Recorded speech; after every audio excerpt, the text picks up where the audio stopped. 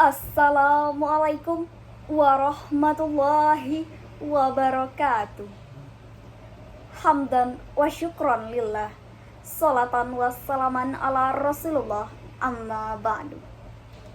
Segala puji kehadirat ilahi Rabbi yang telah memberi tanpa henti, kini telah terbukti. Rumah mewah berpagar besi, di depannya mobil Mercy, perabotan meja dan kursi, ditambah TV dan CD. Ini adalah anugerah yang patut disyukuri. Selanjutnya, salawat berbingkaikan salam.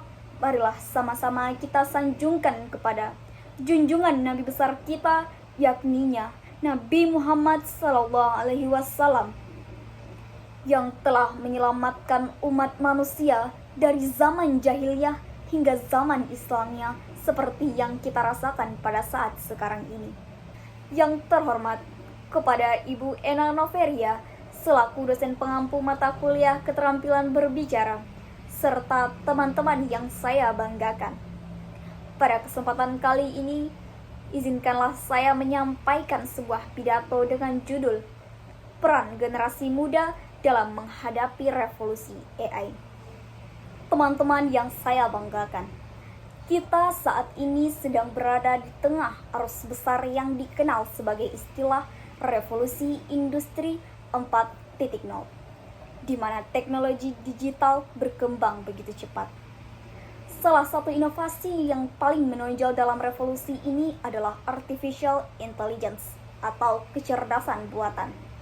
Teknologi yang mampu meniru cara berpikir manusia dan membuat keputusan secara otomatis. AI telah menyentuh berbagai aspek kehidupan, mulai dari pendidikan, kesehatan, industri, hingga dunia hiburan. Kita bisa belajar bahasa asing lewat aplikasi cerdas, mendiagnosis penyakit dengan akurasi tinggi, bahkan melihat robot berbicara layaknya manusia. Semua ini menggambarkan bahwa AI bukan lagi teknologi masa depan, tapi realitas yang sedang kita hadapi sekarang. Lalu, di mana posisi kita sebagai generasi muda? Kita adalah pemain utama, bukan hanya penonton dalam revolusi ini. Kita memiliki peran penting untuk memastikan bahwa perkembangan AI digunakan untuk kebaikan, bukan sekedar demi keuntungan. Kita harus menjadi generasi yang melek teknologi, tetapi juga memiliki kesadaran etika, nilai-nilai kemanusiaan, dan rasa tanggung jawab sosial. Di lingkungan kampus saja, kita bisa melihat bagaimana AI mulai digunakan dalam kehidupan sehari-hari.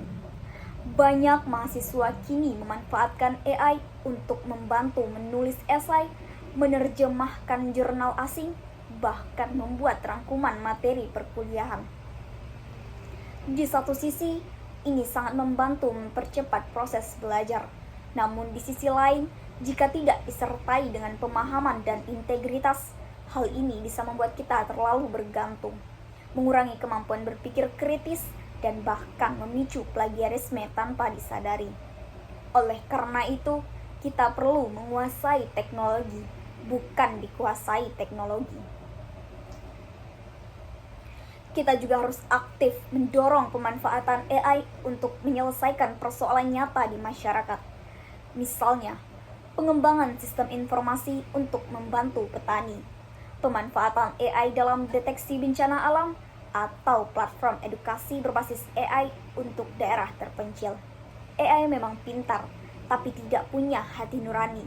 Maka manusialah yang harus menjadi pusat dari setiap inovasi. Teman-teman yang saya banggakan, kita tidak bisa menolak perubahan, tapi kita bisa memilih bagaimana kita meresponsnya. Kita bisa memilih untuk takut dan diam, atau bangkit dan menjadi pelopor. Mari kita manfaatkan AI untuk memperluas pengetahuan, memecahkan masalah sosial, dan membawa perubahan yang positif bagi bangsa dan dunia. Seperti yang pernah dikatakan oleh ilmuwan besar Stephen Hawking, intelligence is the ability to adapt to change. Kecerdasan bukan hanya soal kemampuan menggunakan teknologi, tapi juga tentang bagaimana kita beradaptasi dengan kebijakan di tengah perubahan besar ini. Generasi muda yang tanggap terhadap perubahan tidak hanya akan bertahan, tetapi akan memimpin masa depan. Teman-teman yang saya banggakan, mungkin hanya itu yang dapat saya sampaikan. Kurang dan lebihnya saya mohon maaf. Saya sudahi dengan wassalamualaikum warahmatullahi wabarakatuh.